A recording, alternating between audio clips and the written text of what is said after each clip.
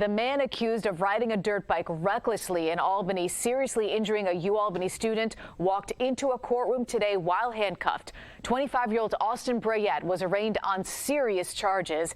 Dan Levy was in court, and he joins us here in the studio right now. Dan, we also have an update from the father of Alexa Croft, that young woman who was injured. Good evening. Good evening, Sabrina. We sure do. We received a message from Jim Croft today telling us that his daughter Alexa has been transferred from Albany Medical Center to a rehabilitation facility closer to their home on Long Island.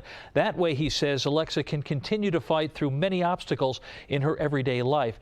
Meanwhile, the legal obstacles facing Austin Bryett tonight are documented within these 72 pages of court papers, which took the judge a full 10 minutes to read through.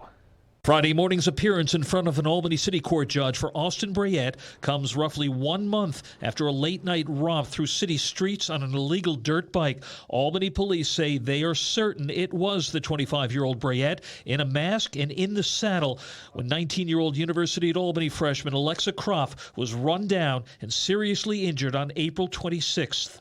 Said actions by the defendant did cause the victim to suffer several injuries, such as a shattered pelvis, traumatic brain injury, which caused doctors at the Albany Medical Center to perform emergency surgery to reduce the swelling and pressure to the brain. Bryett pleaded not guilty to second-degree assault, leaving the scene of a personal injury accident, reckless driving, and numerous traffic infractions. According to Assistant District Attorney Taylor Cupp, Bryett tried to cover up the crime. Not only did the defendant leave the scene of the incident, the next day the defendant did load his dirt bike into the back of his truck and drove it down to Poughkeepsie. Cupp further alleges Bryett, following the late-night ride, tried to discard the clothes he was wearing at the time.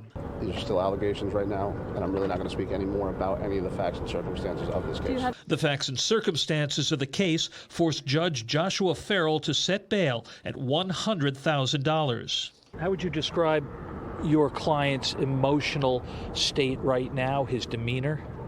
You guys all we're just standing in the courtroom. You guys can make that own decision for yourself. You spoke with him. I did.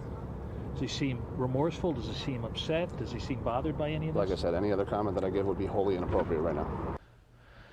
Well, Alexa Croft's father, Jim, did issue a statement today which reads, "We are relieved and grateful to the Albany Police Department for their swift and diligent efforts in apprehending the individual responsible for the hit-and-run incident involving our daughter. From the moment the incident occurred," he says, "we had full confidence in the Albany Police Department's ability to bring the perpetrator to justice. And tonight, Austin Bryett remains locked up at the Albany County Jail, unable to come up with $100,000 bail. A preliminary hearing is scheduled for him for next Wednesday morning." Sabrina. Dan Levy, thank you so much.